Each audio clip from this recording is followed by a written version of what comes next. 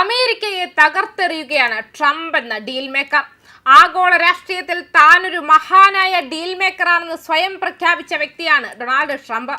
വാചകങ്ങളിൽ ധീരതയും മുദ്രാവാക്യങ്ങളിൽ ദേശീയതയും നിറച്ചുകൊണ്ട് അവതരിപ്പിച്ച America first നയവും ട്രംപിസവും യാഥാർത്ഥ്യത്തിൽ ഒരു തന്ത്രമല്ല, മറിച്ച് ആഗോള സംവിധാനങ്ങളെക്കുറിച്ചുള്ള ആഴമില്ലാത്ത ധാരണയുടെ പ്രതിഫലനമാണ്.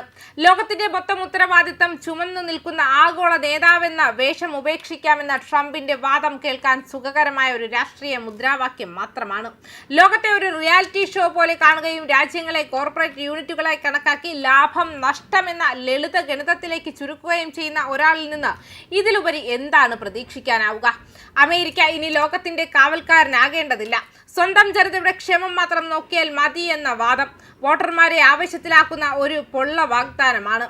കാരണം ലോകകാര്യങ്ങളിൽ നിന്ന് അമേരിക്ക പിന്മാറുക എന്നത് ധീരമായ സ്വാതന്ത്ര്യ പ്രഖ്യാപനമല്ല, മറിച്ച് സ്വന്തം ശക്തിയുടെ അടിത്തറ തകർക്കുന്ന സ്വന്തം കാലിൽ തന്നെ വെടിവെക്കുന്നതിന് തുല്യമായ ഒരു രാഷ്ട്രീയ അബദ്ധമാണ്. ഈ കാഴ്ചപ്പാട് അമേരിക്ക ഒരു സ്വയം പര്യാപ്ത രാഷ്ട്രമാണെന്ന ധാരണയിലാണ് നിലനിൽക്കുന്നത്. എന്നാൽ യാഥാർത്ഥ്യം അതല്ല.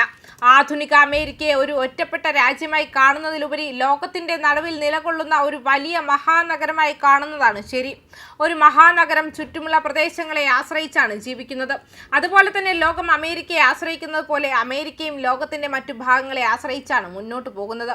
ഈ പരസ്പര ആശ്രയത്വം മുറിച്ചെറിയാൻ ശ്രമിക്കുന്നത് പുറത്തു നിന്നുള്ള വെള്ളവും ഭക്ഷണവും വൈദ്യുതിയും വേണ്ടെന്ന് പറഞ്ഞ് ഒരു നഗരം ഒറ്റയ്ക്ക് ജീവിക്കാൻ ശ്രമിക്കുന്നത് പോലെയുള്ള പ്രതീതിയാണ് നൽകുന്നത്. അത് ഒടുവിൽ ആ നഗരത്തെ തന്നെയാണ് തകർക്കുക. അമേരിക്ക ഇപ്പോഴും ലോകത്തിലെ ഏറ്റവും നൂതനമായ സമ്പദ് വ്യവസ്ഥകളിൽ ഒന്നാണെന്നത് സത്യമാണ്. പക്ഷേ ഈ നവീകരണത്തിന്റെ പിന്നിൽ എന്താണ് പ്രവർത്തിക്കുന്നതെന്ന ചോദ്യമാണ് പ്രധാനപ്പെട്ടത്. ക്വാണ്ടിറ്റേറ്റീവ് ലഘൂകരണം പോലുള്ള നയങ്ങളിലൂടെ അമേരിക്ക വലിയ തോതിൽ പണം സമ്പദ് വ്യവസ്ഥയിലേക്ക് ഒഴുക്കുന്നു. സാധാരണ ഭാഷയിൽ പറഞ്ഞാൽ പണം അച്ചടിച്ച് വിപണിയിൽ വിടുന്നു. ഇതിലൂടെ ഓഹരി വിപണികൾ ഉയരുന്നു, പുതിയ കമ്പനികൾ പിറക്കുന്നു, നിക്ഷേപങ്ങൾ ഒഴുകുന്നു. എന്താണ് വിജയിക്കുന്നതെന്നറിയാൻ എല്ലാം പരീക്ഷിക്കുന്ന ഒരു സമീപനമാണിത്.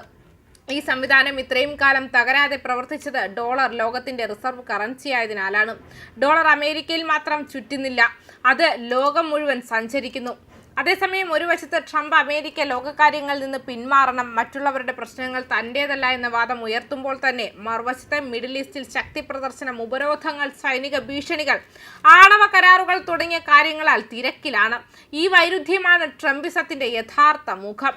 ലോകത്തിൽ നിന്നും വിട്ടുനിൽക്കുമെന്ന് പറയുമ്പോഴും അമേരിക്കയുടെ ശക്തി നിലനിർത്താൻ ലോകത്തെ തന്നെ നിരന്തരം സമ്മർദ്ദത്തിലാക്കേണ്ടി വരുന്നു. ഇറാനുമായുള്ള ഈ ഏറ്റുമുട്ടൽ അമേരിക്കയ്ക്ക് ആഗോള ഇടപെടലുകളിൽ നിന്നും പൂർണ്ണമായും പിന്മാറാൻ കഴിയില്ലെന്ന സത്യത്തിന്റെ ഏറ്റവും പുതിയ തെളിവാണ്. ഇറാൻ വിഷയത്തിൽ സ്വീകരിച്ച കടുത്ത നിലപാട് അമേരിക്കയെ കൂടുതൽ സുരക്ഷിതമാക്കിയിട്ടില്ല, മറിച്ച് പുതിയ സംഘർഷങ്ങളുടെയും അനിശ്ചിതത്വങ്ങളുടെയും വലയത്തിലേക്കാണ് തള്ളിവിട്ടത്. ആഗോള വിശ്വാസ്യത ക്ഷയിക്കുകയും സഖ്യകക്ഷികൾ പോലും സംശയത്തോടെ നോക്കുകയും ചെയ്യുന്ന സാഹചര്യത്തിൽ അമേരിക്ക ഒറ്റയ്ക്ക് ശക്തിയോടെ നിൽക്കുമെന്ന ധാരണ കൂടുതൽ പൊള്ളയായി തീരുന്നു. ഒരു മഹാനഗരം പോലെ അമേരിക്കയുടെ ശക്തി അതിന്റെ ബന്ധങ്ങളിലാണ്. ആ ബന്ധങ്ങൾ വെട്ടിമാറ്റുമ്പോൾ അവശേഷിക്കുന്നത് ശക്തിയല്ല, ഒറ്റപ്പെടലാണ്. അതിനാൽ ട്രംപിസവും മാഗൻ സിദ്ധാന്തവും അമേരിക്കയെ രക്ഷിക്കുമെന്ന വാഗ്ദാനം ഒരു രാഷ്ട്രീയ മിഥ്യ മാത്രമാണ്. അമേരിക്കയെ രക്ഷിക്കില്ല, മറിച്ച് അതിന്റെ തകർച്ചയെ മാത്രമാണ് വേഗത്തിലാക്കുക എന്നും വ്യക്തമാക്കുന്നുണ്ട്. ന്യൂസ് ഡെസ്ക് കർമ്മ ന്യൂസ്.